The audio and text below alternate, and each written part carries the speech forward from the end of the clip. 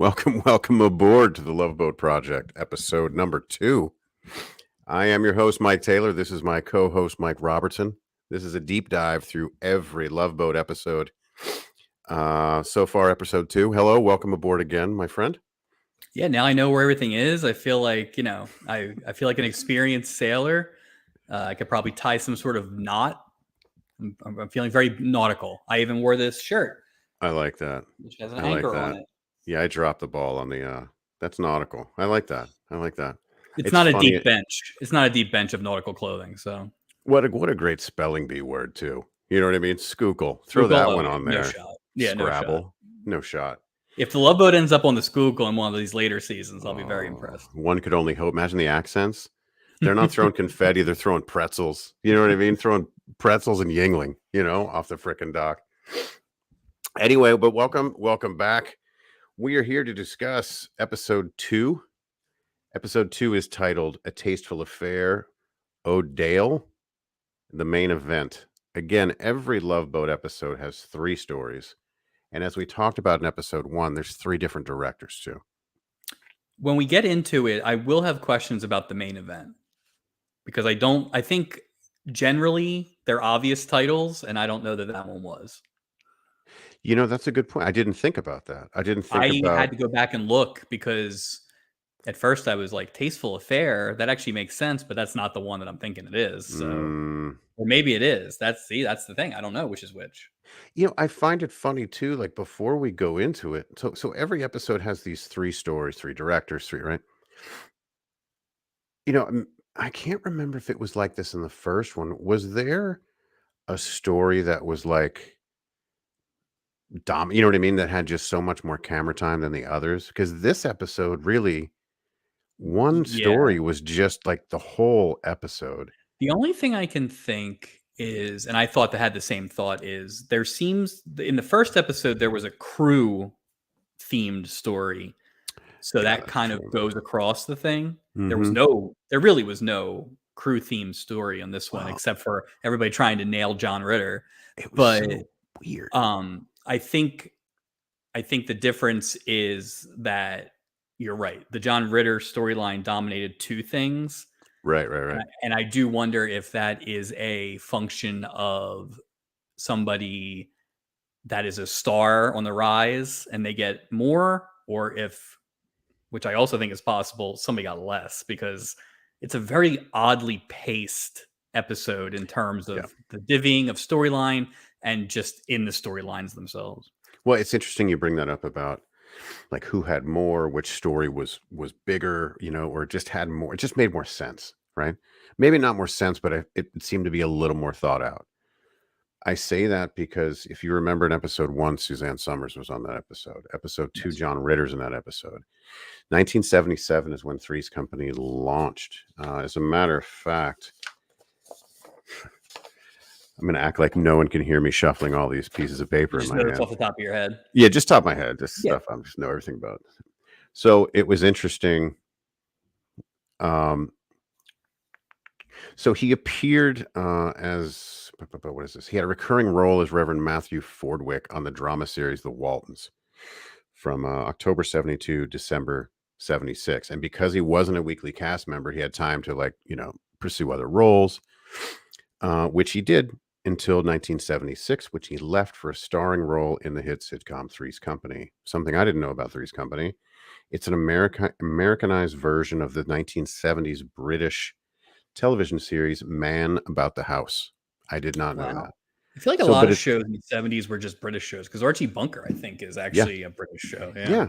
But it's interesting. I mean, Love Boat was an ABC show.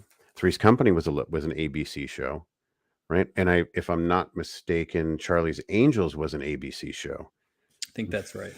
So is it also that thing where these are the first 2 episodes of the season of the series too, but it's like you're ramping up.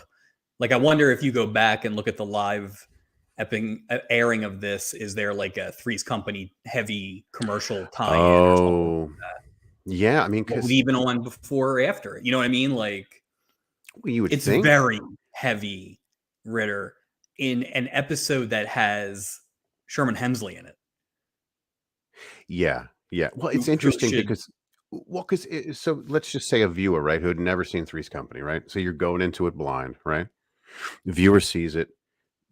I wonder how many people would be left at the end of that episode going, "Hey, that John Ritter, I'd like to see a little more of that John Ritter. He really is a And I think finer." we're gonna run into this too, because it's hard to put yourself back in that place and time. We have always known John Ritter, right? So it's Yeah. like he's an established star. Like there is all sorts of Jack Tripper in this episode. But Mhm. if Three's Company is just starting out, that's just a coincidence, and then maybe it's a little over the top. I don't know. I thought, long story short, I thought the three leads were amazing in this. I agree. I I agree. I think the actual the stories were maybe not up to snuff, but I thought the stars of this thing were really good. Oh, I think Jacqueline Smith came off like a star. Like, just the Hmm. presence on camera. So, Yeah. let's get into this, right? So, again, October 1st, 1977, the network was ABC. Brief synopsis on these three stories we're talking about. So, first story is listed as a tasteful affair. Unhappy Jeanette Bradford, Jacqueline Smith, takes a cruise to sort out her marital problems, not realizing that Dennis Kingsley, played by Dennis Cole, the widower she's just met, is the private detective that her husband has hired to keep an eye on her. Okay. Then there's the main event. The main event deals with sausage magnate Maurice Marshall, played Sausage by King, by the way, Sausage King, just not absolutely magnet. the original Abe Froman. Did you like he had a business card was in the shape of a sausage? It was more about his employment than Jimmy Walker killing the bugs was on the last episode. Well, remember Jimmy Walker's t-shirt said "Born Killer" on it, so you And he knew it had a kinda bug on top of the van, and somehow did I he think Sherman he got the Hemsley was first more in parking. this. Yeah, Yeah. I wonder yeah, no, I agree, I agree. Um, boards the ship with his wife Stella, played for LaWanda Page, who we'll get to know a little bit more in just a moment. Their frequent bickering comes to the fore when they get stuck together in an elevator. So here you And go. it's So funny here's the because point. that's the entire storyline. Well, and I guess the main event makes sense because they were fighting the whole time. But honestly, until Eh, you just said that, I yeah. thought the other one was a tasteful affair because of the sausage, and I couldn't figure out why Jacqueline Smith was the main Okay. event. Okay, That was that my makes sense. confusion. Okay. Okay. I mean, if it yeah, I see what you're saying. The Alright, third well, one okay. very Oh, obvious. Odale, yeah. So this is what we're talking about, the John Ritter storyline. Odale, is about the plight of a dumped boyfriend, Dale Reinhardt, played by John Ritter. A lot to unpack here. Who takes a cruise dressed in drag to get his ex-girlfriend back. Well, that's okay, there's more to it than that, and winds up sharing a stateroom with a jilted bride. Susan, played by the talented Tova Feldshuh, a name I Stars don't think stage I've and ever screen. yeah, so she was great. So let me just go through. Let's get to know some of our guest stars. But before we do, I want to say this: in the beginning of every episode of The Love Boat, am I imagining this? Didn't it used to flash pictures of the guest stars I have that instead of very just note. the names? Yeah, I think eventually it gets there. I just assumed it was always, but you really notice it when it's not there. Yeah, yeah. It's. I don't know. Especially like at the Especially first because it's episode, like Suzanne Summers and Jacqueline well, Smith. Like, why not and I have feel their like it gives image? me because they usually would do it in some sort of like posed thing or whatever. It's it gives you a sense of who's going to be in here, Yeah. and because it's a 45-year-old show, it would be like, oh man, look how young that person looks or something like that. Like yeah, Well, I think I hope it comes soon because it is missed. Well, I wonder too. Then my other thought was, okay, when they had the photos or the video, were they in character with their little snapshot, I or were think they they were like, supposed to be. Like, okay, it wasn't like a headshot from your right? agency. It Because I was think a like, lot of that video I sent you a couple weeks ago where it was all the YouTube or it was YouTube, like, they put everybody together. A yeah, lot of those guys are in, like, tuxedos and stuff, so it's clearly like, gotcha, everybody's wearing a tuxedo captain's on their dinner, show. Yeah, that sort of exactly, thing. so Okay, so look, let's get to know our guest stars of this episode a little bit more. And the first one I'm gonna go to is Sherman Hemsley. First of all, I for some reason thought it's kind of a Sherbert thing. I've never written his name out, so I thought it was Sherman Helmsley. So you Yeah, can see where I would have gone. I'm thinking, maybe he's related to Hunter. Who knows? gotcha. So Makes Sherman Helmsley. So born and raised in South Philadelphia, by the way. I don't Yes. know if you knew that. I did Well, not that's know that. where because if you remember, but Amen took place in Philadelphia, I I believe. do remember Amen. I remember that guy played Yeah, the deacon yeah. That was a great show. I'm glad I yeah. was.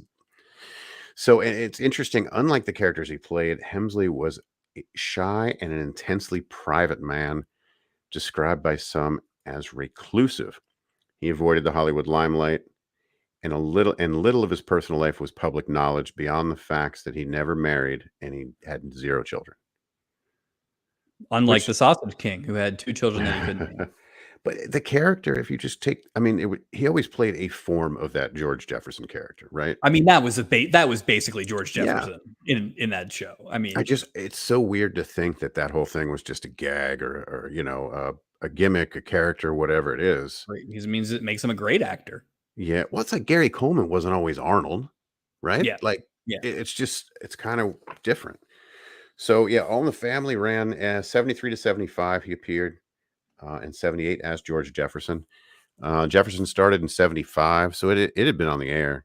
So he's probably the biggest star on this thing at that time. Well, I guess Charlie's Angels is probably bigger, but I mean, it depends. I mean, look, this is back when what? How many networks were there? 3? So, like, 3.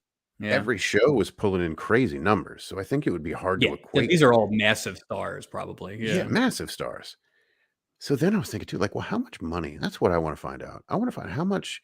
I would love to know episode like paydays for some of the guest stars, just out of I mean, pure curiosity. But I haven't been able to no, find I don't some even yet. know how. Yeah, it's. I mean, you always hear about it's always the Ted Danson thing, right? He made $1 Yeah, million, but I mean that's 15 years later. So right, right.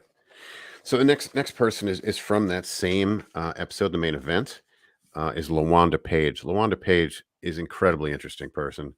I remember her from Sanford and Son playing Aunt Esther. I love that show as a kid. and I that's just all I know her from.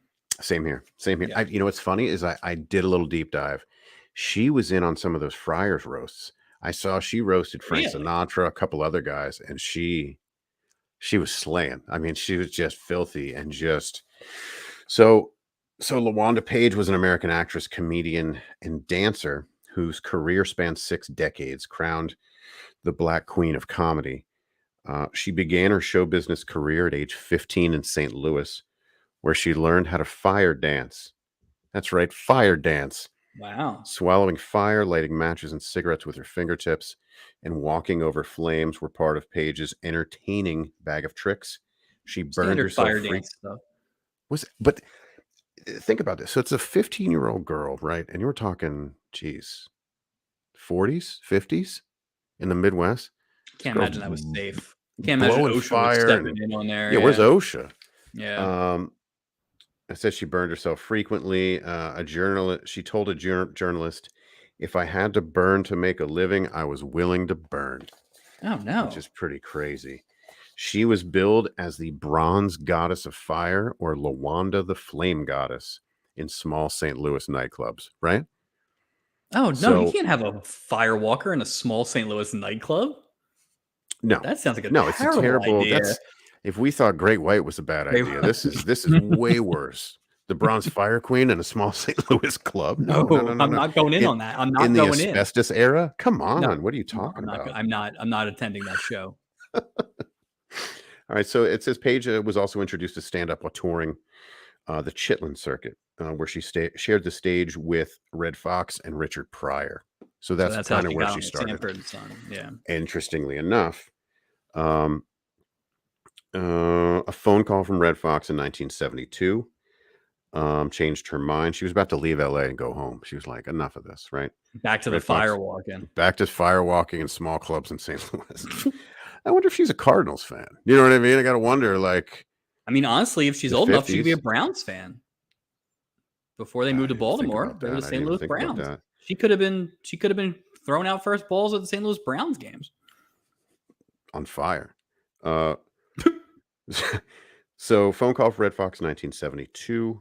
Earlier that year, the sitcom Sanford and Son, starring Fox as Fred Sanford, premiered in NBC. This is interesting here. So, a man known for his generosity, Fox brought his childhood friend Paige to the attention of one of the producers of the show. Oh, that's awesome. They're childhood friends. That's Yeah. great. So, and this guy was apparently familiar with Paige and her act. So, Fox called her to read for the role of Esther Anderson, the sister of Fred Sanford's late wife Elizabeth. You know, he was always having those heart attacks. At first, Paige thought Fox was playing a joke and hung up on him twice. Yow. But once he convinced her he was being serious, she auditioned and offered the role. And look at her It's now. interesting. On a She had a boat. hard time working in the sitcom environment, coming from like comedian, Oh, yeah. fire person. And the producers told Red Fox that they had to fire her and they need to get another actress. Red Fox said that insisted that she keep the part and threatened to walk away from the show if she was fired. That's a big deal, man. So I guess she stayed. She stayed. It said besides his generosity, he knew that she'd be a fantastic fit. His quote was, "You never heard of the lady, but that night, that first show of LaWanda goes on the air, they'll be dancing in the streets in every ghetto in the United States." So the producers relented, and Aunt Esther went on to become one of the most popular TV sitcom characters in the 1970s. Now, here's where the year thing comes in. 1977, same year this episode we're talking about, Love Boat, Sanford and Son was canceled. Oh. Damon Wilson and Red Fox left the show over unfair treatment and pay disputes with NBC. So they tried to do a spin-off called Sanford Arms with neither of those two characters, but Is that with with Aunt that- Esther. And that heavy guy. Yeah, I think I remember. Phil Wheeler, but it was a flop. Yeah. It's, And that's it. Also in 1977, she released a comedy album called Watch It, Sucker. So in 77, she moved away from big year. Big year Sanford for and her. Son. Yeah, it is a big year. Big year. I mean, I just it was interesting. You know what's funny is because in that first episode, I can't remember his name, which is terrible. But remember the guy that was drafted by the Chargers and like died at 34. Yeah. The You senator find or the these- congressman or whatever. Yeah, you find these weird gems. All right, so then those are the big ones. But we have Jacqueline Smith, obviously known for her role as Kelly Garrett. Charlie's Angels ran from 76 to 81.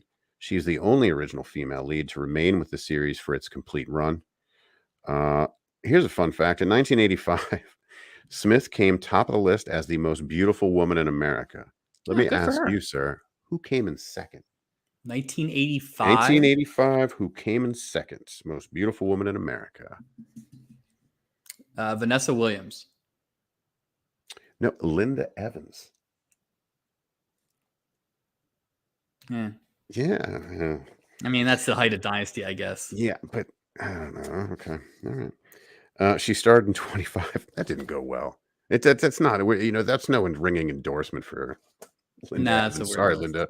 Hey, Yeah. come on the Love Boat. You come on the Love Boat. We'll talk, Oh, she'll be on. She'll yeah, show she'll up. be there. Yeah. Well, was Dynasty ABC? I think it was. Yeah, but I don't think that matters.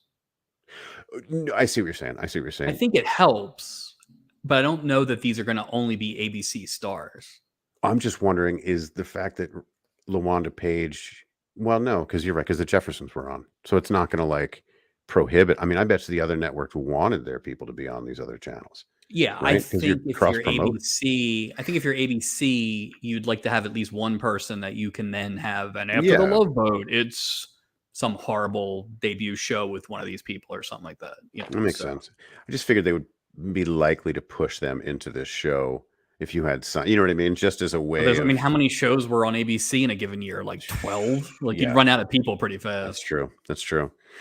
Jacqueline Smith. All right. So Jacqueline Smith starred in 25 television movies, which is crazy. So other than Charlie's Angels, this episode of The Love Boat was the last TV show appearance she would make until the year 2000 when she appeared on an episode of Becker. Speaking of Ted Danson. Look Wow. at There you go. that. Who else do we Tune got? into So the we got- Becker podcast for that review. Oof. Or the new Night Court podcast. We don't No, really. nope. That doesn't exist. No. So then Dennis Cole, fun fact that you and I both realized. He met his second wife, actress Jacqueline Smith, after a 19-month courtship. The couple wed. It said they met. I'm sorry, he was a guest star and they met on the set of Charlie's Angels. They were married Would it from be cool if 78 they to met 91. exactly how 81. it played out in this show? Well, you know what I Like if was that was thinking? their real life meeting? I was thinking they're probably getting all weird about it. Just think about it. It's a married couple who has to go to work and act like they're not married, but they have to it would be weird. You know what I mean? It would be this No, it's acting. it's super act. Although listen, No, I but don't know just in about this general, it's Dennis acting. I don't Chorus think it's acting. that weird. They're both actors. Like it's not that weird. You know what? I take it back. It's not weird at all. They're playing a people. Yeah, never mind. That's not a big deal. And then the last person to go through. Tova Feldshuh. Not much out there on her. She is an American actress, singer, and playwright. She's been a Broadway star for 50 years, earning 4 Tony Award nominations. Let's just make that clear. She has also received 2 Emmy Award nominations. Now she was big in a couple pieces of business that I'm not sure that you would have seen. She was in a lot of Law and Orders. She was one of the rare recurring defense attorneys. She would pop up every now and then. And I think she got shot in one of them. Was she on the standard Law and Order, or was it on when they Standard? did that whole? Oh, I only observe Standard. Yeah, I don't Orbach Standard time. Yeah, Jerry Orbach. And then I'm 1,000,000% positive that you never watched Crazy Ex-Girlfriend, but she was the lead character's mother in that. So. No. What is that? What is it? Crazy Ex-Girlfriend? Rachel Bloom. It's like a musical kind of show. You'd love it. Oh, is it as good or better than Cop Rock? First season's excellent. Well, I'm not going to expect you to watch it, but the first season is excellent. All right, we've set the stage, Mike. Yep. We know who the guest stars are. We know when the episode aired. We know the synopsis. It's just time to begin the deep dive of the episode. Excellent.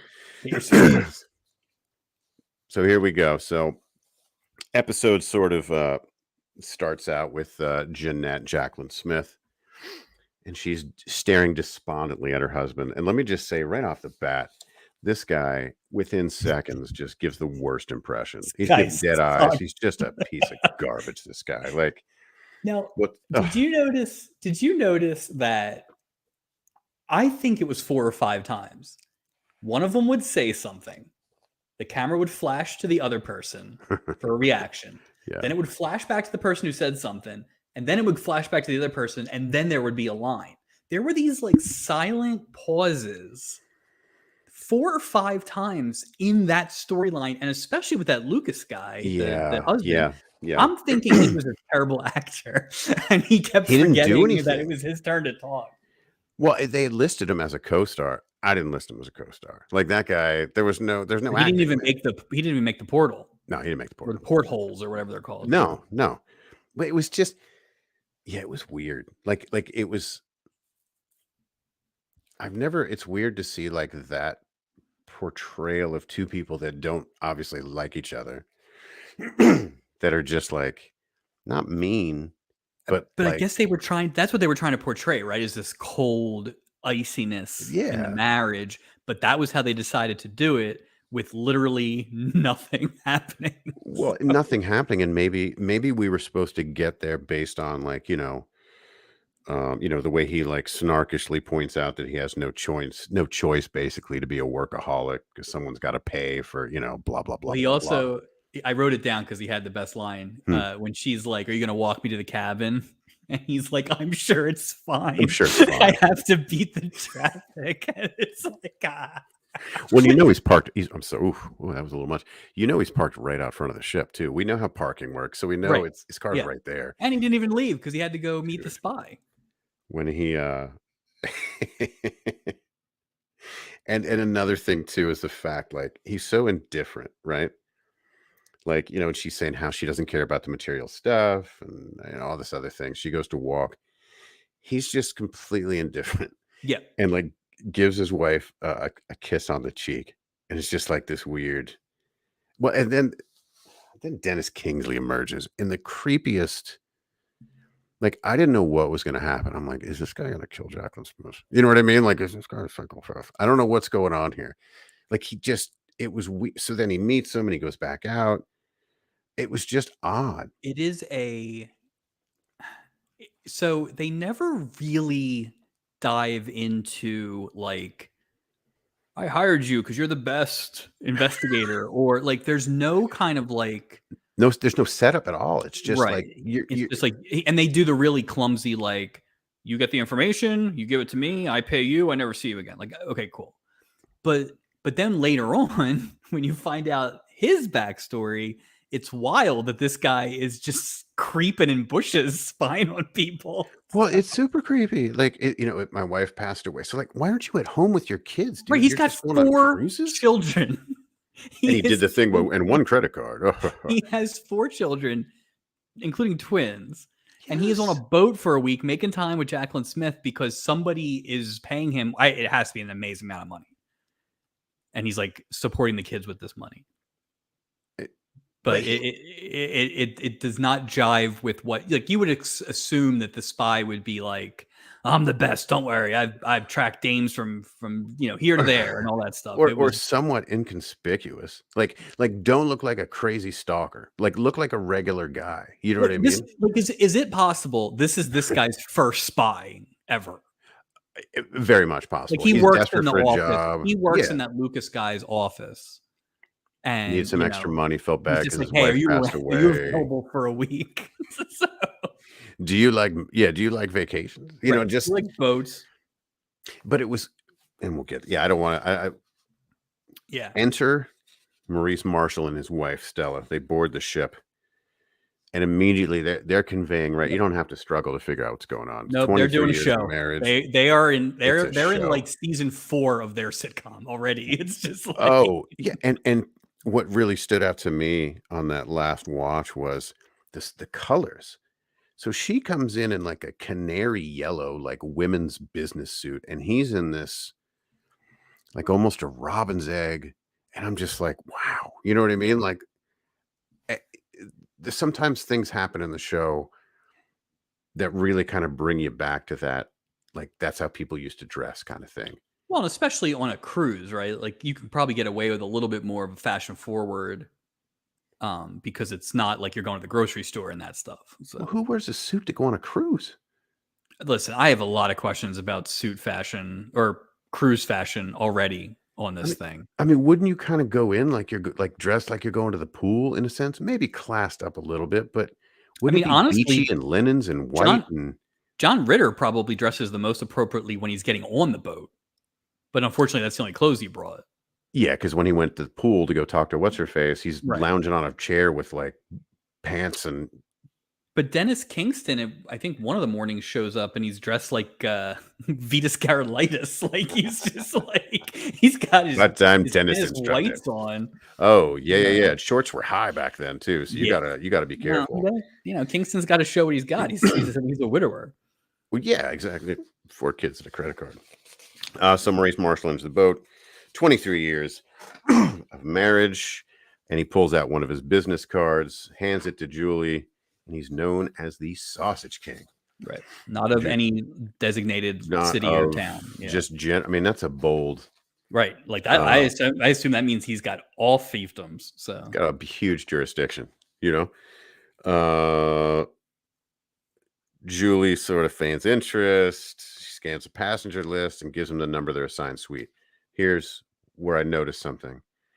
They head up, they're bickering, they're doing their thing. They're doing the, Yep. the George Jefferson and Ann Esther show.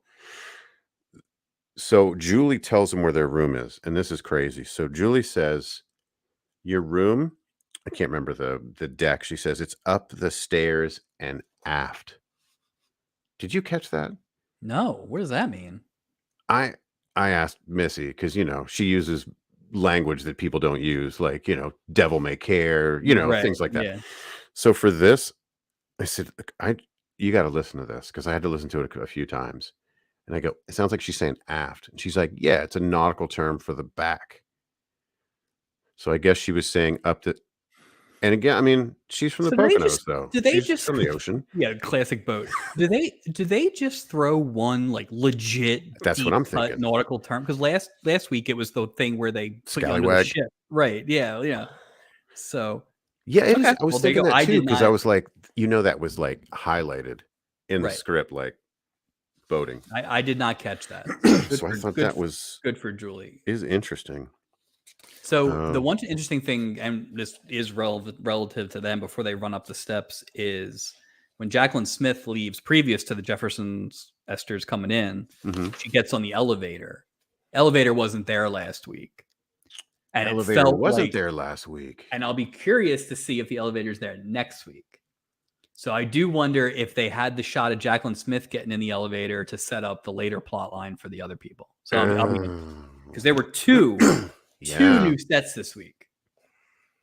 2 new sets. Okay, Yeah. that's one. We'll get to it. All right. Now I'm like scanning my brain trying to figure out which. All right, so that's them. They shows them to the room. They head up the stairs. They're bickering, just really selling the point that they're Yeah, it's cute. arguing and But at the end, I love you, honey. Yeah, I love you too. And then yeah, it's cute. Yeah. It's cute. They're not the Lockhorns. No, they're not the Lockhorns. Thank you. Yeah. They're not the Lockhorns. Here we go. Let's get into this storyline. Dale Reinhardt races after Joanne. Also known as the woman he hooked up with for one weekend, declared his love to, but was unceremoniously dumped so that she could move on to her next squeeze. So that's all it was a weekend. I kind of missed the part where they were kind of explaining it. Yeah, I went back. I had to rewind this last watch a couple That's times. really Said, so he's really pathetic. That's what I'm thinking. Like they underplayed how pathetic he was then. Well, this last watch changed my whole impression of his character because she said on that state, when he's trying to get her to, come to the boat, she said that, all we had was a week at your uncle's beach house. We didn't have a relationship. That's what she's telling him. And Wow. He's like, I love you. So let's just say right now, and as we go through this, I think we're going to check boxes.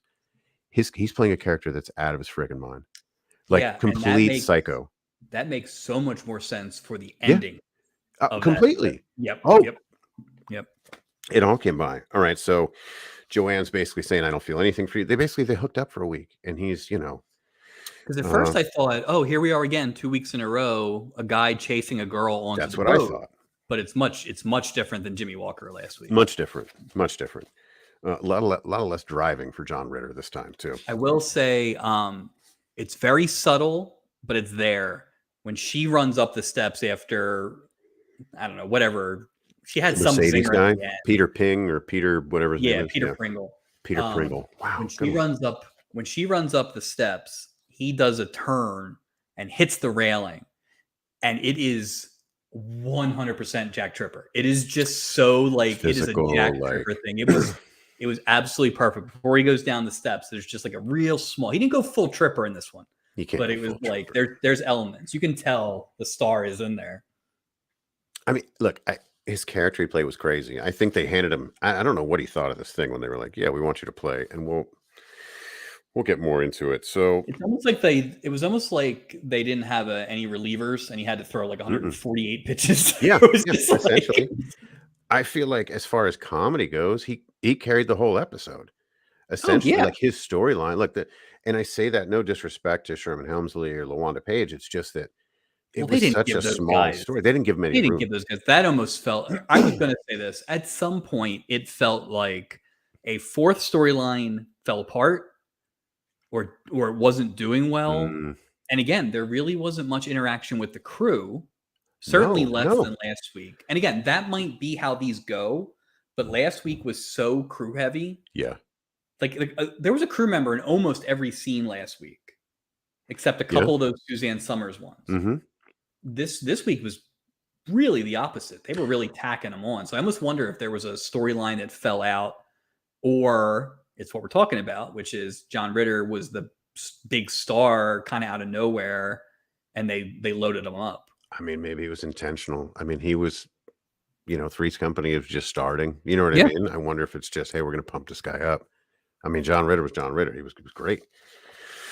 All right, so he's professing his love for a woman he basically hooked up with, and she's basically like, "You're crazy, dude. Yeah, like, we just hooked up. I don't love you. Like, you don't love me. I barely know your name. I don't even know you. I'm trying to hook up with this dude because he has a Mercedes. Like, Right, just and he's bye. beautiful. And he is beautiful. Beautiful. Beautiful. I look like he had some of those Ferrari sunglasses on. Remember those? Oh, that And they guy would fold up. that guy's up to some trouble. Oh, yeah. Absolutely.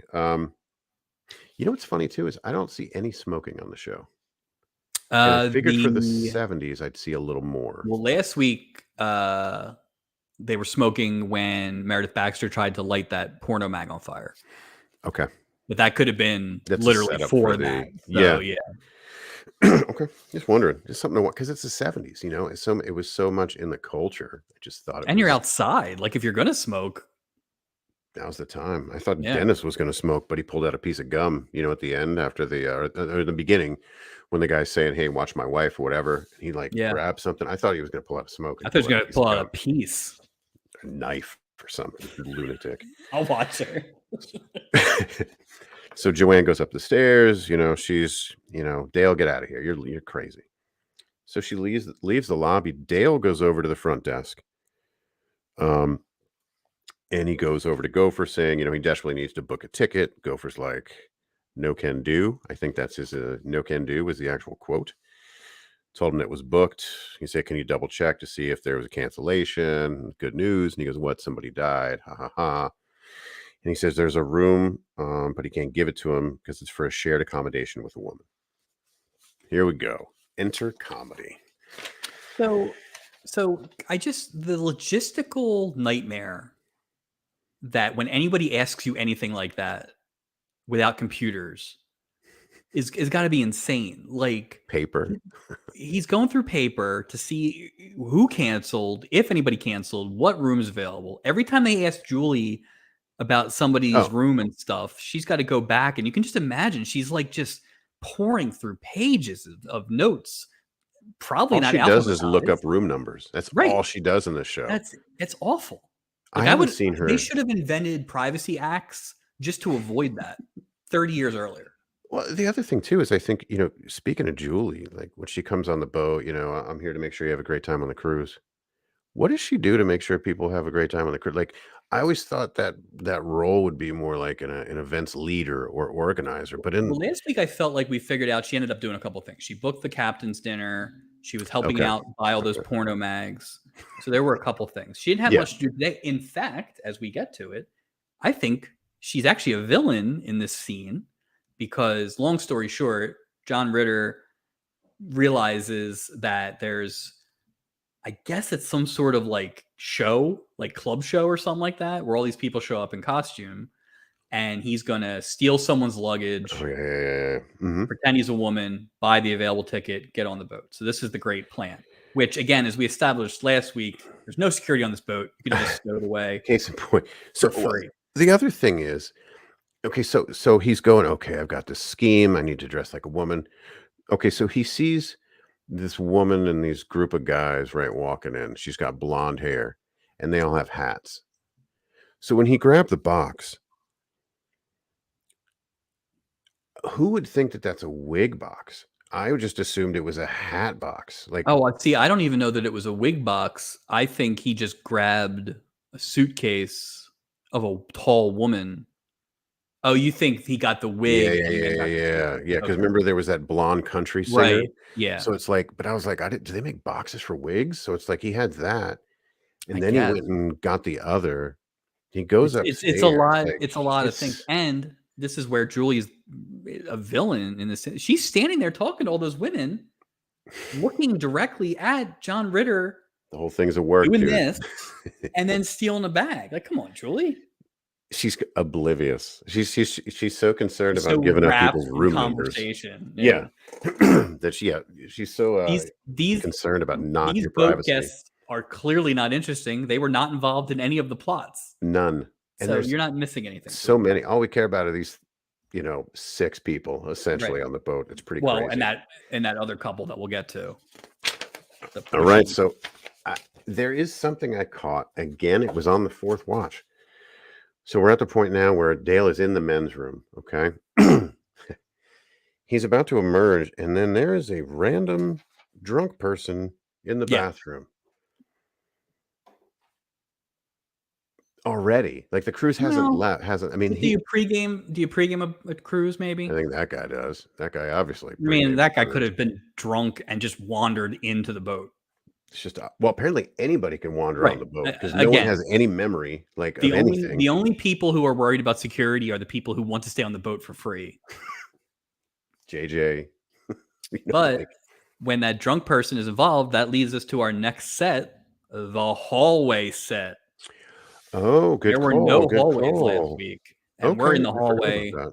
We're in the hallway most of this episode. You're right. It's the same hallway every single Exactly. time. You just throw a do not disturb over that one. You put a Yep. linen thing over the But they got because there's the hallway to the elevator, there's the hallway to right. the linen closet, there's the hallway to the do not disturb. There's hallway everywhere. Still no like what is it called? Where do you steer the boat?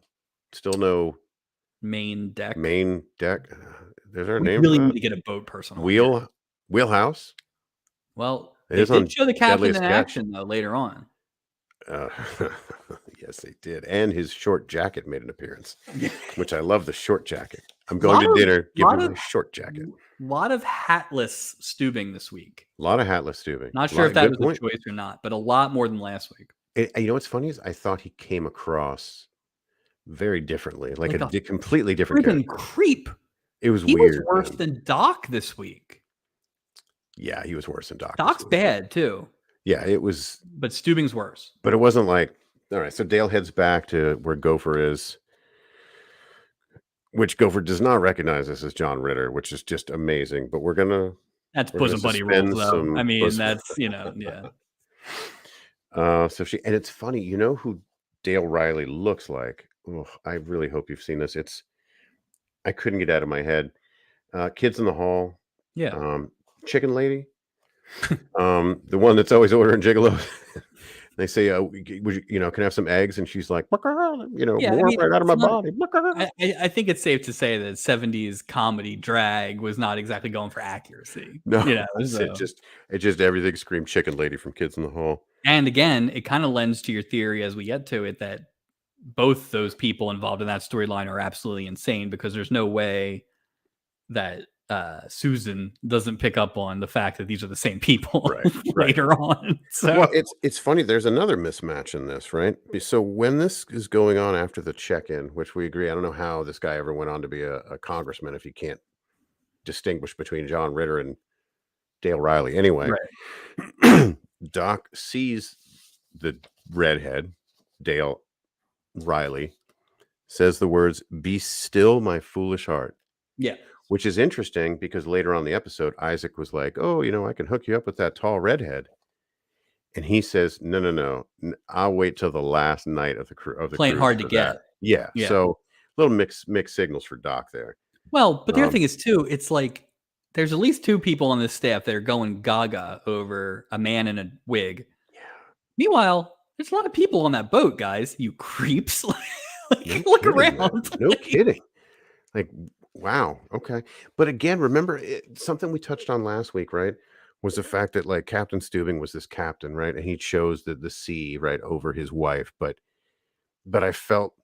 I don't know. I feel like they undercut his character a little bit in this episode because Well, again, I think that I didn't like that. Again, I think this will be something where the next couple episodes will really dictate if this was a plot device or if this is how they're going, because it's like that first episode could just fall prey to it's a pilot. We need to show why the crew loves them and blah, blah, blah. But it was abrupt. It's really abrupt to go from what almost felt like an actual dramatic plot last week to like Benny Hill sketch. It was just like so overacted. You know what I mean? And it's funny is he reminded me more of his character from Mary Tyler Moore even in the way he was talking. You know what I mean? Like he didn't even sound like Captain Stubing. No, it was really weird. It was odd, and I'll be curious. They can't keep up that pace. He can't be a hornball. And episode 2. Like we got 261 more to go. Yeah, like what's he going to be then? They can't both be hornballs like that. So I'll tell you what, you know what happened now? That dude would not be the captain of that ship now doing all that. He'd be overboard. Whew. All right. So he okay, as the ship sets sail, the passengers converge on the deck. Much less. much Jeanette's, less of a crowd than the first. yeah, I did notice that time. too. People didn't Different care. shot. These guys were shipping off. They did not care. You could So try. But it was weird because so Jeanette's staring sadly into space, and ever creepy Dennis is just awesome spy right behind dead her. eyeing her. Like, what do you think she's doing on the deck, waving goodbye? Like, wouldn't you feel someone staring at you that hard? You know, you get that weird feeling if like giant, tall, something- blonde guy. Yes, you would notice him. the only two people not throwing confetti. Yeah. All right, so She-Dale is what they refer to her in this. She-Dale, we're gonna call her Dale Riley just to be respectful. Yeah. Yep. Dale Riley locates the cab and finds a woman inside sobbing. He asks what's going on. She introduced herself as Susan. Riley explains that she's supposed to be on her honeymoon, but her husband-to-be ran off with another woman just before the wedding. In fact, it was the woman fitting him for the tuxedo. That is So he never even not showed even up. fitting him at that point. He was just picking it up. It's probably like the person at the register. Like Jerry wasn't a Also- good guy. That's the Also, bottom line. now I bought my suit for the wedding, so maybe it's different. But are you picking that thing up same day? Like, that's a lot of pressure. You Like, talk about, put it all on red 16. You know what I mean? Like it's just like things happen outside of that? infidelity. Like, he didn't have a tuxedo. No. She's a dummy. Like she's No. buying everything. She's just who gets like your husband leaves you before they're married? Who then goes on the honeymoon? yeah, they at least threw in a line later on where she realized how crazy that was, but they never gave a good reason. And this is my continuing theory about Dale and Susan. Dale and Susan are both batshit crazy. Yes, Like, yes, they're absolutely they're absolute psycho. psychopaths. Yes. 100%. Explains what's going on. Dale tells her the man's clearly an idiot and says they have something in common because he was also jilted. And then she starts to slip out of like her PJs, or I don't know what you call that. And now she's Well- taking a shower. And it's like I again, it's the 70s. I know that he's a man dressing up, so it's like played for comedy. But like, Right. even if that's just two women, I don't know. Go in the Would bathroom. she- There's a yeah, I door, don't- like, you didn't I even met know you each other. 5 minutes ago. Like, you're crazy. Oh, okay. All right. So we'll skip ahead. The next scene is after dinner. Jeanette is enjoying a glass of wine while Dennis is freaking creepily watching her. By the way, later in that scene, Isaac says to him, pardon me, if you keep sipping that drink like that, I'll have you arrested for loitering. Yep. Oh This yeah, he's dude just nursing one drink, Nursing one drink. Wow. which Somebody else that does that, but, I guess he's on. I guess he's on the clock, and so he's trying to stay sharp. But we also Dude. get introduced to Carl and Linda, who do. are other ancillary characters. Again, a lot of co-stars in this one, and they get a lot of lines for plot device. They really They're did. very annoying. I thought they were annoying. I didn't think they served any purpose. Well, they just literally just were moving To be a that bridge. storyline along. That's all they were doing. They were just like exposition. It was But yeah, they were very annoying. But then it also brought up my favorite scene in there, which is so Jacqueline Smith's sitting there nursing her drink or whatever herself, and this guy comes over, real nice, Yeah. asks her to dance, Polite. is not a creep, which on this boat is like you're an 8 just by not being a creep. Wouldn't it be weird for a single guy to go on a cruise? That's not some like hookup cruise, or is that not a weird thing I mean, in Am I reading it real wrong? life, I would think in so. real life? But we're just not. We need to get cruise people on this thing because We don't know anything about cruises. and I don't know if cruises today are like cruises in the 70s. I would Yeah. definitely not go on a cruise anyway, let alone by Nah. myself Nah. if I was single. But maybe single looking to mingle. But this guy gets turned down very nicely. She's like, Mhm. "I'm going to meet. I'm sorry, I'm waiting for somebody." And he's like, "Oh, lucky guy." And he goes about his day. Nice thing to say. And then she gets up and leaves.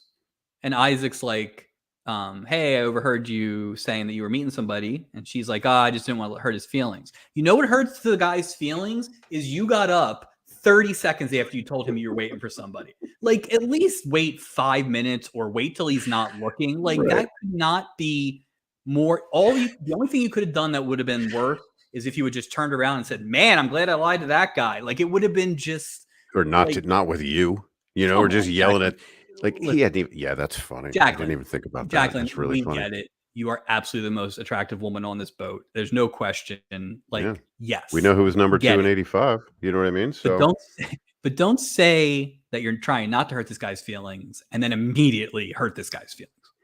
Come on.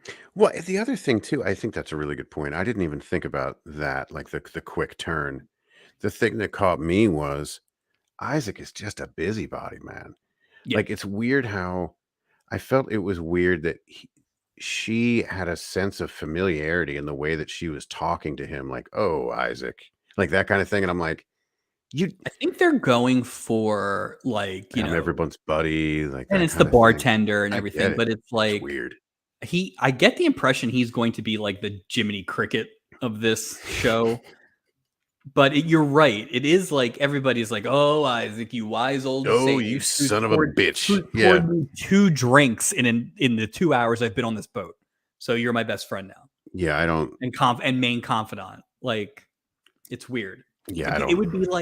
would be like having a real great rapport with like the guy at Applebee's who poured your 23-ounce beer. Like, it's It is weird. Yeah, it is odd. It's not a very personal experience. And the thing is too, and this is something I'm going to look out for. And I want to see him like in the act of like mixing a drink. Like sometimes they'll have him doing this, but well, they pre-made that Bloody Mary, but that right, makes sense because it's Bloody right, Mary, right. so that they take a while to make. I want to see him crack the thing and pour the thing. Like I don't think we'll Little ever see it. cocktail action. Just something, just Yeah. some kind of pour in action. I don't mean to bury Isaac, but it's just like No, it's I am funny though. curious because I feel like he's had the most limited stuff to do on the first 2 episodes. Now it's only been 2 episodes. Yeah, I feel like it's funny. They haven't done much with him. No, And Gopher's been very much on the surface. He's been comedy relief, basically. In Gopher the had a lot more to episodes. do the first episode, but still. Yeah, that is true. Next morning, Dale changes back into his normal clothes, which was odd to me because he wasn't even supposed to be on the ship, right? Wouldn't somebody notice, like, who are you and what room you're? But they just don't. It's just a free for all on the Love Boat. It's a You don't have to lot buy of a ticket. people on the boat. Like that without knowing anything about cruises, that's a Yeah. gigantic boat. I feel like you're hiding in plain sight. We've established there's no identification needed to get on these boats. Right. I think that makes sense. It's 'cause actually now you'd more have, like- odd. Yeah. It's actually more odd that the captain pretends that he thinks he's going to know everybody on the ship. There's got to be 1,000 people on these He's cruises. full of it. He's full of it. Well, it's interesting too because I bet now there's like for access, there's probably like wristbands. There's all sorts of crap scan now. cards. Yeah, of course. I just the Love wonder- Boat today would be would be terrible. It wouldn't be. It wouldn't be. Well, I'll tell you what, Dale wouldn't be on it. You know what I mean? No. JJ wouldn't have been on it. So, Nope. Here's the part where he goes up to Julie and basically he asks, he wants to get the cabin number of his quote unquote ex-girlfriend. And sure enough, she just gives him the number, which is just crazy. Oh, sure, you can have here non-guest. You can have this guest. Here, as we later established, dangerous non-guest. Well, Dana, he could have gone in there and killed that dude. Absolutely. So he goes in there, sees that do not disturb. So That's it. now the everything's going nuts everything's now. afoot. So now enter Jeanette playing solitaire with Doc giving her help she didn't really want. Again, Doc being just as creepy as he possibly could be. My note here is Doc is the worst. But then so we're introduced briefly to Greta Wilkes, who is going to get a tour of the ship. Tour of the ship. You know who they never found the body of? Greta Wilkes. Doc was a psychopath. Yeah. Doc was comes actually a serial killer, they reveal in episode 263. Yeah, no kidding. It's always like these random, oh, Paula, let me go give you a... Yeah, but again, this is why you don't have to go after Jack Tripper in a wig, Doc. Right. You know he's taking her back to the office. We know where he keeps his pills in his file cabinet. He's just doing whatever. He's Doc, but it's not Wednesday because he'd be playing golf. Doc heads off with her, leaves for the card game. And there we go. There's Dennis again. Ever-present Dennis notices all this from a seat at the end of the bar and stares.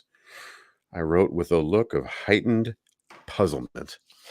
Is this when I don't even know what crumbles that the piece of paper at the end? Like, yes. Oh, shucks. Yeah. And I'm like, what's going on here, bro? He's the worst spy. can we? I just want to say, so when I was looking to see what he was involved in, right? He was in a lot of different TV shows, right? Not I think he like ended up Police in that rotation like Story, everybody did, where you're on like a Mannix, and then you're on a Rockford Files, and then but I think like much like that. I wish the senator or the congressman from the first one, the guy we talked about.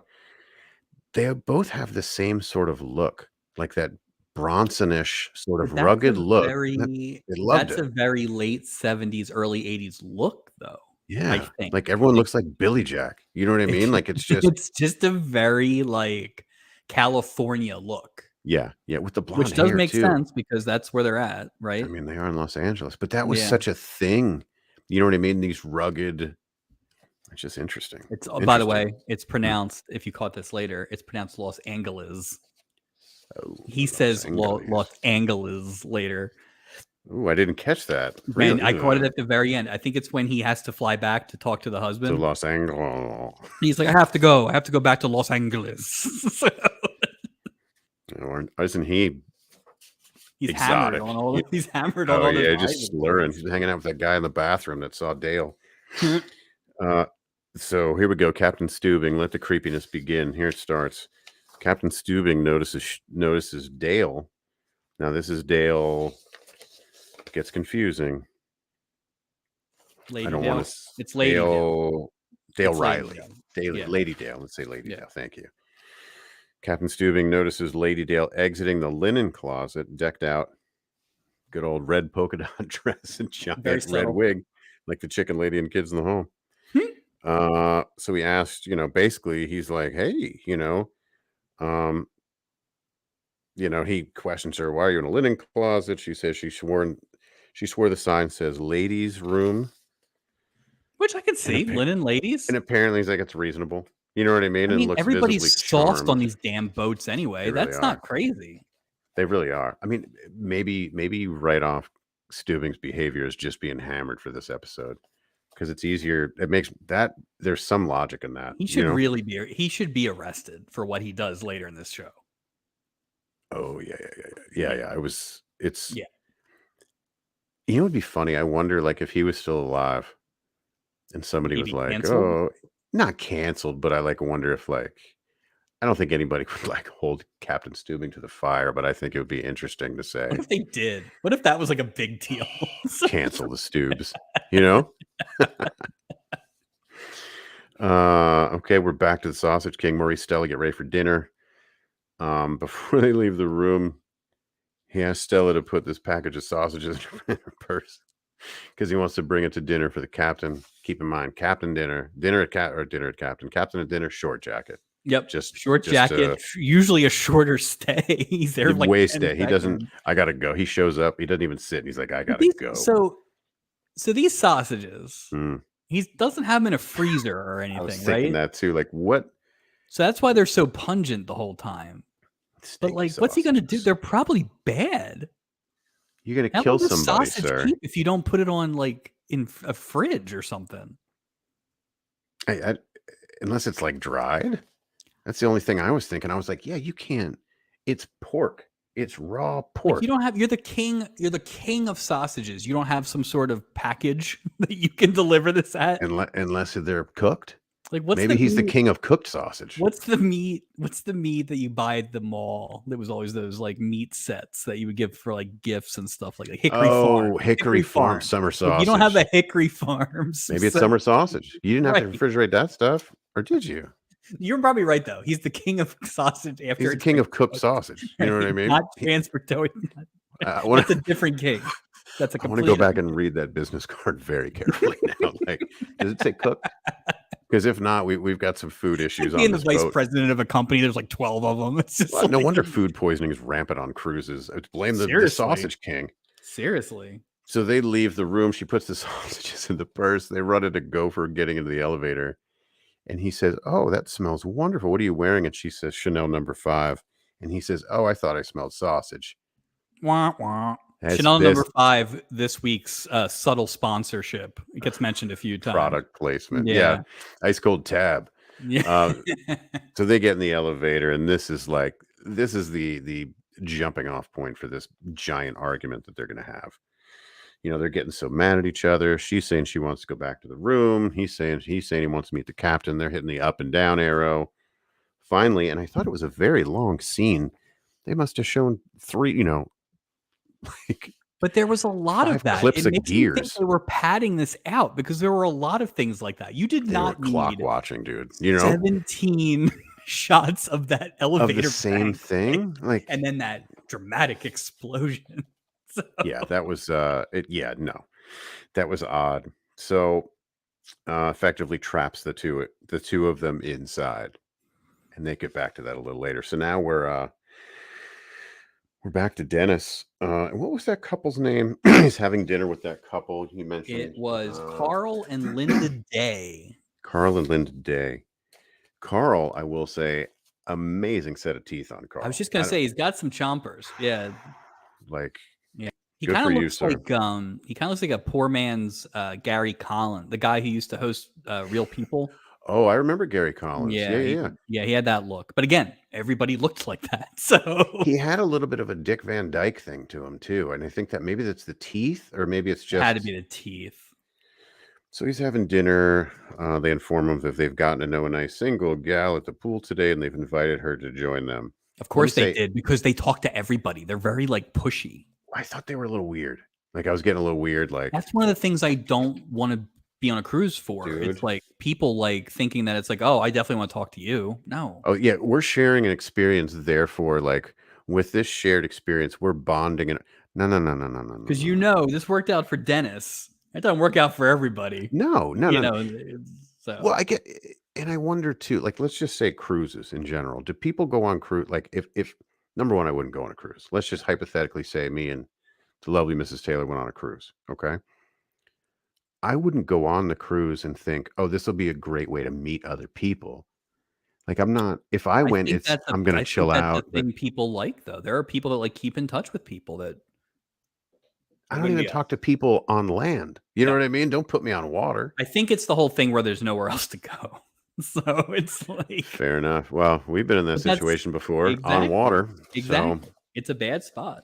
It is a bad spot. So single gal turns out to be Jeanette. Politely greets Dennis. He pours her a glass of wine. And she mentioned something about nice year. I caught this comment about the wine.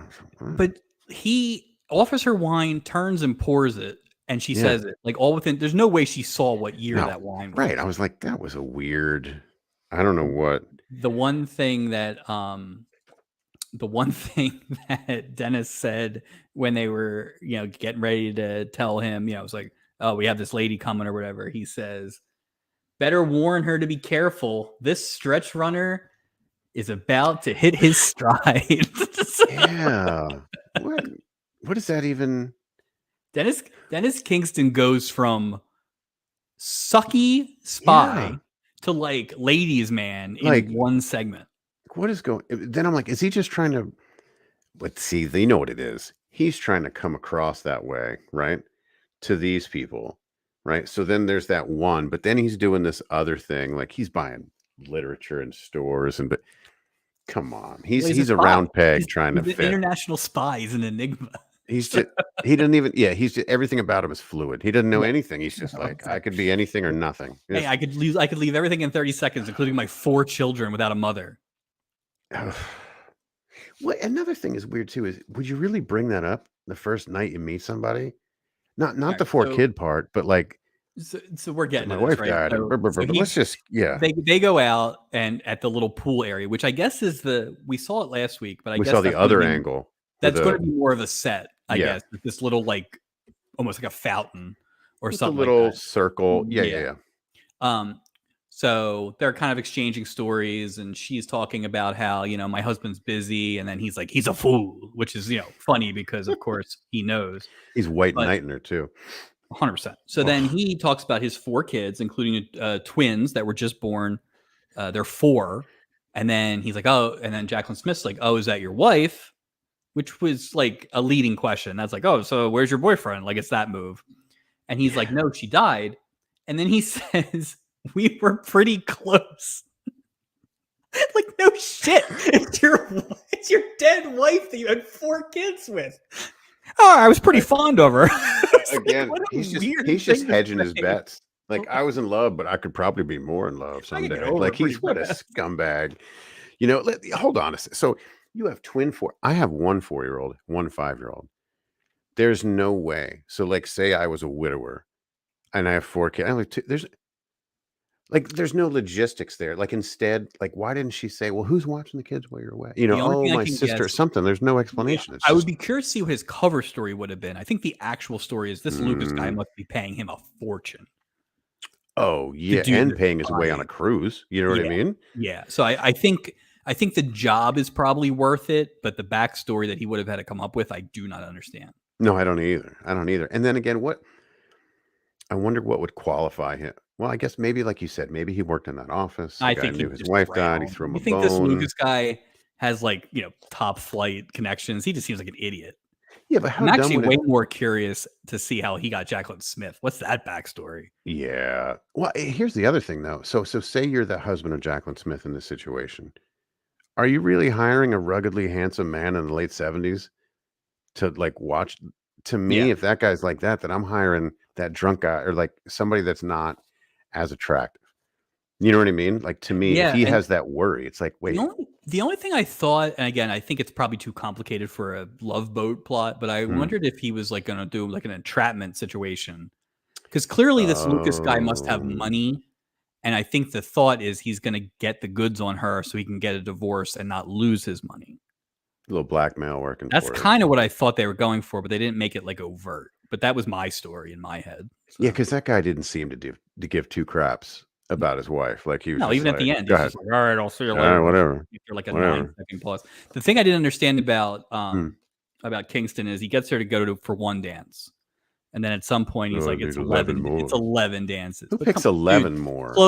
close the deal, dude. 11 dances. No, if you can't close after 11, Yeah, but he knew. But then again, see, that's why it's such a scumbag move. He knows she's married, right? She knows, like, it's super scumbag move. Like, why would she ever talk to him again when she finds, we'll get to that part. But I'm just saying, like, it's love, man. It's the but it's love a boat. lie. It's a lie. It's It's not not the the lie. lie It's boat. not the lie. It's not the lie That's why boat. he had to It's the fly back to love Los boat. Angeles. All right. Julie informs Captain Steubing that a bickering couple is trapped in the elevator. Again, King of Sausage and his wife. And he says, "Why are you telling me this? Call the elevator repairman." I'm like, "Why don't you?" Okay, Captain. That's what I'm saying. It was a lot of weird things unbecoming of a captain status in this episode. It was weird. Yeah, it's and again, it's like they have a like a radio. We know they have a radio, right? Why does Right. he have to get? And why is Julie taking again very So short Julie's staffed, everywhere. very short staffed boat? you know, uh, After dinner, Dennis strolls around the deck with Jeanette, throws her. Okay, so shows us photos. We've kind of covered that. Mrs. Terribly, they used to do everything together. Blah, blah, blah, blah. In contrast, the whole very foolish comment. He says, swiftly change the subject. Okay, they go on, they hit the dance floor. Okay. Susan, we're back to Susan and Dale. Susan is blubbering again about being jilted by Jerry, and Lady Dale assures her she'll soon find someone else and gives her a comforting hug before asking her why she appears to be naked under the sheets. Again, Susan's a bit of an exhibitionist, apparently. Yeah, Um, she made a good point though. She was like, "I thought I was going to be on my on a honeymoon, honeymoon. but There you go. But but then, this well, he goes back to the moans. He question of moans hornily. It's a you know little odd. I get that honeymoons were different in the old days, and you would literally like go from the wedding ceremony onto the plane or Hmm. whatever. So I guess that's what happened, and she just packed very lightly because she thought she was going to have like a wedding, post-wedding thing. I get that, I see where you're going. but it's like Makes it crazier. pack something or don't take that next flight. Like if you're definitely going to take the cruise, maybe stop at the house first. Well, if she's such like, if she's as, what's the word? If Nuts. if she's as promiscuous as she appears in this episode, right? But I don't know that she is until she put up with a lot of crap from Jerry. I don't know that she is promiscuous until she realizes. Well, gee, she did say to Dale or to Lady Dale that when after they got out of the water. Well, you know what? Let me jump ahead a little bit Yeah. on that. That there Yeah. was a weird. All right. So she's blubbering again. Lady Dale moans, and then he's probably going to need a cold shower. Wah, wah, wah. Maurice and Stella still in the elevator bickering. She tries to give him a boost. He tries to give her a boost. Yeah, that was like just weird I didn't prop get it. comedy. That I was just didn't. like, yeah. They didn't even struggle enough for it to be funny. Well, it was just And she's like, "You're standing on my finger." I'm like, "Yeah, you're giving him a boost. That's what the whole thing is." it's almost like they had one set, they had these guys for like an hour. Most of their Sherman Hemsley, a massive star, Yeah. is just doing this little bit in a bottle episode, Yeah. basically in this elevator. It's weird. It is weird. Ironically, I think I failed to mention in the beginning, he goes on to be in 2 more episodes of The Love Boat later on. Different A characters, I would two-parter, assume. different character, but a Yeah. two-parter. I thought that was interesting. All right, so there's still stuff. I didn't love their storyline. So, Captain Stubing, they realize Captain Stubing repairmen are standing there. They've got the elevator fixed. They finally arrive, and they hit the closed elevator door again. And then Well, they I will say this. They at least that was consistent. I didn't particularly think much of this because I don't think they thought much of that storyline, but it was consistent. They were very much like we fight and then we make up and then, it was, that. but like you said, I mean, Sherman Hemsley, you know what I mean? I feel like there was a lot more room there, but yeah, I wonder what happened. I wonder if it was like we need a story because it wasn't a very like Now, complex story, do they get a refund? They never mention it. Do you get a refund if you're stuck in the elevator for hours? It was their fault. Look, man, if you are the cooked sausage king, you got enough. You got stuck in an elevator money. You know what I mean? God. Because if I remember, they said they were on the Aloha deck. I would love to see a map of the Love Boat just to get schematic some of the like boat. so I can get like where.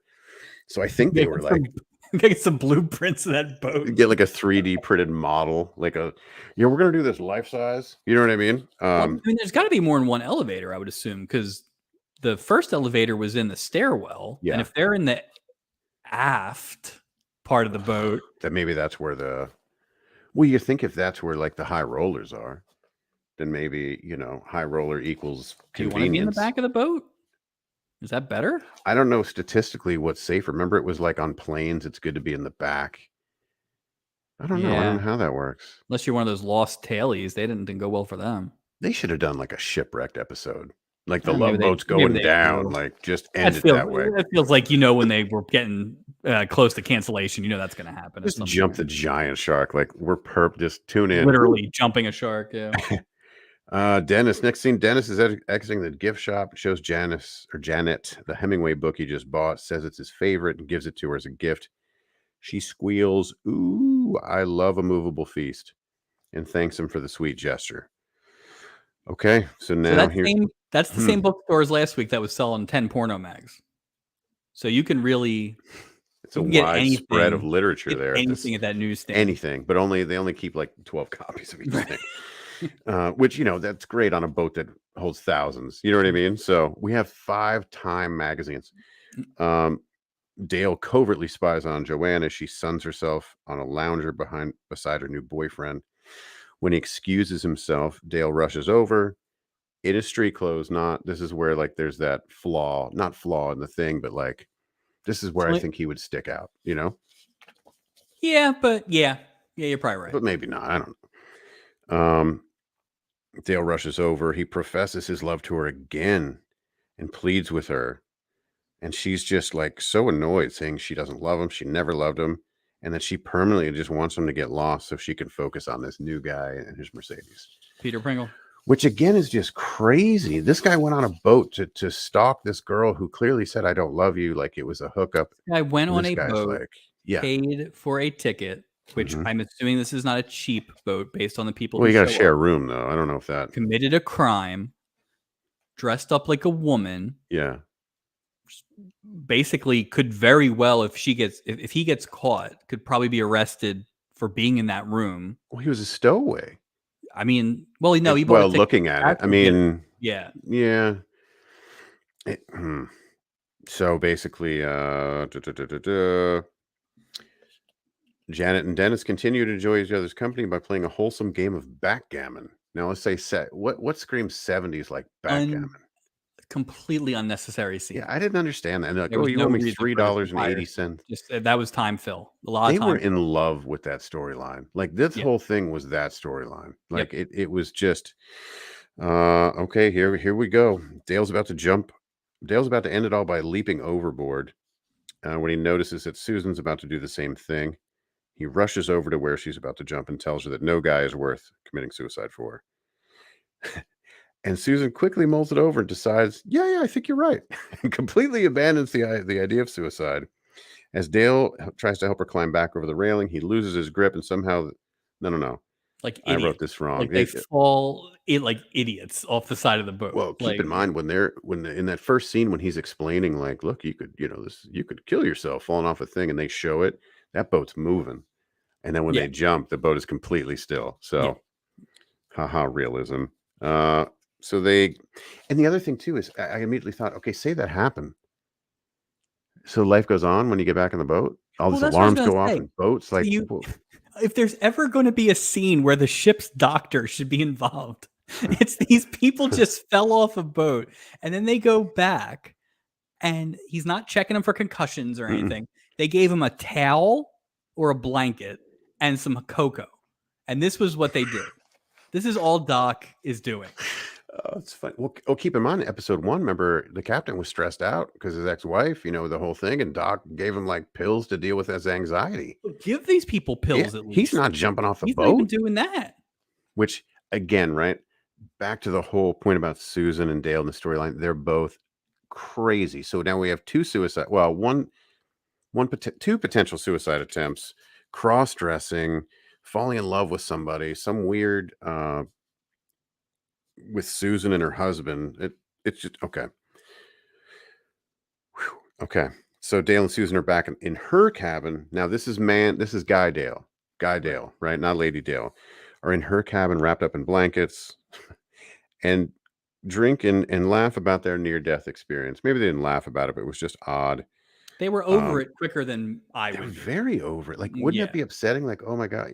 That's Very, not very weird. That's not like they fell into a pool. No, that Fell little into the circle ocean pool. off a Yeah, you boat. fell into the ocean off a boat. Dale invites her to have dinner with him this evening. She says she promised her cabin mate, Lady Dale, she'd dine with her, then adds that she feels obligated to hang out with her because of how unsightly how non-attractive she is, which is just kind of, it made me giggle. I don't know why, it just kind of made me laugh. Dale understands, suggests they meet up at the nightclub after dinner at 9 p.m. It's kind of crawling here at the end, don't you think? Like it was like, Well, this next scene was just not enough. Like the dinner scene with Lady Dale, and then she's Yeah. yelling at so they go to dinner, and Susan's telling Lady Dale about the gorgeous passenger, which again, come on, wait, you're not Superman, you're Clark Kent. Like, come on, man. But it's just like that was the last 10. They really were filling because the Jeffersons are out at this point. Yeah, So you're already except for the down to last two scene. storylines. Like, why wouldn't John Ritter in this scene? Why don't they put glasses on Lady Dale just to break up the face a little bit? Something. Anything. Yeah. So yeah. So Lady Dale, he's explaining the whole story. And basically Susan asked him if he'd mind finding somewhere else to sleep tonight. Smart. John Ritter's like, Yep, absolutely. So, but of course he gets cucked. By the cow. Oh, here we go. All right. So a completely oblivious Susan rushes off to meet Dale at the nightclub. This is when it goes down. Lady Dale happens to encounter Captain Steubing, who flirtily insists on getting to know her better and forcibly steers her into his private quarters. It's uncomfortable. It actually is uncomfortable. It is uncomfortable. It's a lot. Well, number one, I was just like, what's going on? Like, this is what? Yeah, like, it's not even like as creepy as Doc is. It feels like Doc is never holding someone against their will. It really did like he's feel like essentially kidnapping Lady Dale. Definitely kidnapping, 100%. It was just really twice. Once in the hallway, and then definitely in his office. Well, I mean, in his defense, he's been out at sea a long, long time since Bonnie. You know what I mean? So at least he's consistently goes for redheads. Boom, it's boom. uncomfortable. It's not. It is uncomfortable. I don't think it added anything to the story. No. It was just, yeah. It didn't age well at all. So basically, Lady Dale kind of gets out of there saying, you know, I'll come see you tomorrow, which it was. I can't convey how uncomfortable it was. It's No. just really weird, and I wasn't a fan. All right, let's fast forward. Dennis is now dancing cheek to cheek, which I had an issue with this. Okay, if this woman is such a, and I'm not trying to criticize her, if she's this, no, I can't do this because I'm married, can't do this.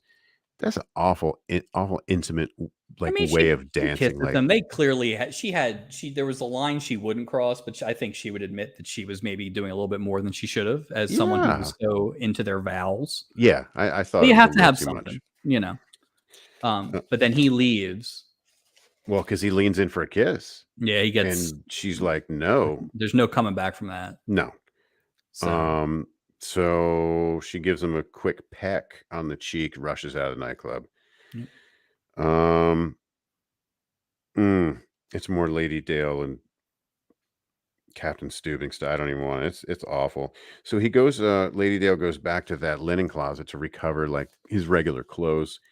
Well, someone had stolen his clothes, so now he's stuck as Lady Dale. Now scene switches. Julie tells Susan that she checked the passenger list. She couldn't find anyone by the name of Dale Reinhardt.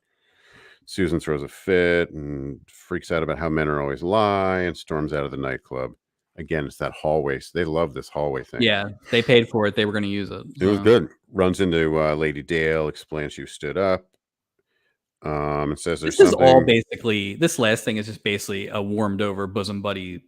It plot. really is. It's It really is. one woman dating both sides of a guy. Like, yeah. There's really nothing more to that. I did think they ended it well, where John Ritter as the woman walks her back to the hotel and then probably just drops his costume, right? And then, well, here's the thing with that is if we need any more examples of why that lady's nuts, what lady's going to be like, oh, okay, cool, yeah, like, and then, then Dale is that. Then the worst part of it happens. Yeah. So next morning, Jeanette asked Julie if she happens to know where Dennis went off to. Los Angeles. He went to Los Angeles. Flew back a day early. And then here's a weird scene. So regular Dale Reinhardt, tells Gopher he wants to book 2 tickets on a future cruise for Mr. and Mrs. Reinhardt.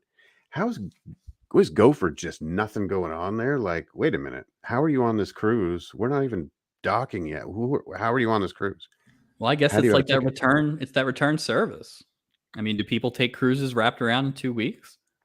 Well, the big crime here, obviously, is that he is getting married to the person he just met under false pretenses, at the very least, in 2 weeks. It's so and then showing back up on this boat. It's, again, arrest all man. People. Just, they're crazy.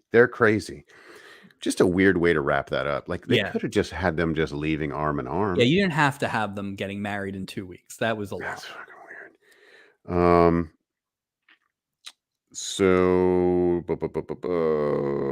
Captain comes over, gives Dale a once-over, tells him he didn't recall seeing him during the cruise, then remarks on how there's something oddly familiar about him. And then when he goes to leave, he squeaks by in his Lady Dale voice. I thought that was good too. I thought that was cool. Ship docks in Los Angeles. A cheery-looking Maurice and Stella thank Julie for a wonderful cruise and cackle about how being trapped in an elevator for hours was the highlight of their dull-as-hell storyline. Come on. Just, it was kind of just an afterthought. Enter George and Wheezy, right? Let's just they boom, we bicker, put them in. Just come on. It is. They were crawling to the finish line. It was such a shame. But they're adding all this extra bullshit with the Dennis and stuff. But again, John Ritter. This was a John Ritter. So the funniest part was the funniest part at the very end. So Dennis comes back. Yep. When she's getting off the boat and he's walking through all the people trying to leave, which has got to be so annoying because you just spent a week on a cruise. Yeah, you just want to get off. Everyone's going out. It's like getting off a plane.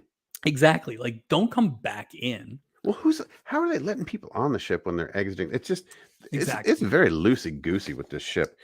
I did notice here. So Dennis rushes aboard the ship, just like you said, finds Jeanette and hands her his business card. As he confesses that her shitty husband hired him to follow her around to get proof of her infidelity. Yeah. Explained that he flew back to Los Angeles Mhm. early so he could give her a glowing review and to give the money back to Lucas. He then declares, "I love you," and he'd be more than happy to wait around for however long it takes her to divorce Lucas, who I labeled as the shithead. Jeanette mulls that over and saunters off the ship. Enter Lucas. God, this guy is just a piece of Just garbage, man. killing, just killing scenes. Just killing, just no emotion, just Nope. dead face. Just Yeah. good lord. He asks her how the cruise went. She hands him Dennis's business card, and says, "I met your man." Now I noticed Lucas's face didn't. It changed Nope. just a little bit. Yeah, not much. Almost Lucas like that. suggested, I almost huh? wonder if that was his plot all along. Lucas. Maybe he's playing chess. That's funny to do something. It's almost look. I'm not gonna lie. I was in a. I remember I dated somebody once where I did that. Where I was like, I agreed to something that I didn't want to agree to, so that I could use the thing that I agreed to as the linchpin in a breakup. Right. I know that's incredibly weak, but So it this is is what it is. so You this know, is ripped from your it's the same headline. ripped from the headlines. See, Yeah. we're back to Law and Order. See, it's all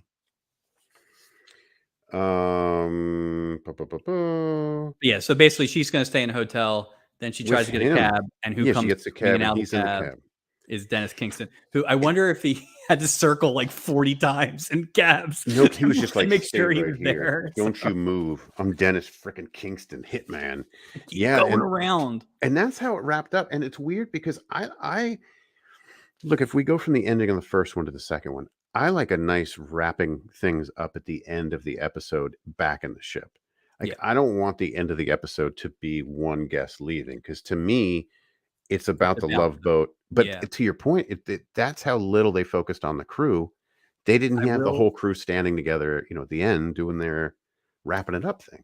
I will be curious to see what is the more normal standard episode. Where Yeah, is it the crew is rarely in it, there's a crew storyline, or if it's right. all guests, because Very that was strange. that was dramatically different balance than the first one was. And again, not to beat a dead horse, but just the Captain Steubing portrayal was just like, Completely come different. on, man. Completely different character.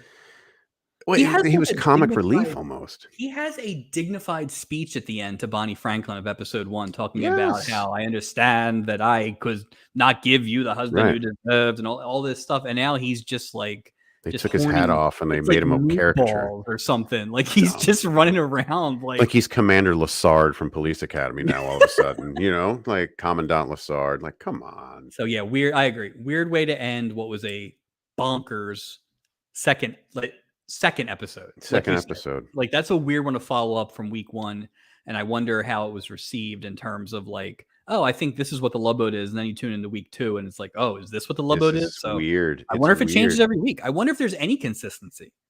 Maybe there's not. It'll be interesting to see. It is interesting. So yeah. we have a new segment that we're Yes. trying out. This will be our version of trying to keep track of things because we're not going to rank all the episodes and we're certainly not going to rate them because I don't even know where we would I start. don't even know what system we'd use. Yeah. So we're doing some sort of King of the Mountain, which is basically we're just going to have the best episode in the run, and if that week's episode that we're reviewing beats it or not. So last week obviously was the first one we did, so that was the current champion. Mhm. Michael, do you think that this episode was better than episode 1? Better. I'll tell you this. I'll say the episode is more entertaining. Right? Yeah, I guess it depends on what we're judging it on. I'm trying to think. I'm going to go no, only because I feel like the first one had its share of zaniness, but also had some good quality storytelling, whereas this one just felt insane at some points. And like I said, definitely missing 10 minutes of something else. Yeah. I agree with that, and I'll and my thought is, remember Suzanne Summers at the end of the episode, right? We both left that episode with her storyline going, that was nice. Yeah. She took that girl under her wing. Granted, they did it like a double shot or a couple double, whatever it is, but Yeah. I felt like I liked how it ended. It was a good piece of television storytelling. I agree. It portrayed the captain in the way that I feel the captain should be portrayed. It was a little more crew heavy. Yeah. So I would say no. I wouldn't say that. I would say that episode 1 is still definitely the king of the hill in my Yep. opinion. So Okay. we'll see how long it has a reign, but that's a 1 week reign We'll see. extended. So Keeps it going. yep. All right. Well, thanks everyone for joining us for another episode. We will see you soon. And thanks for tuning in.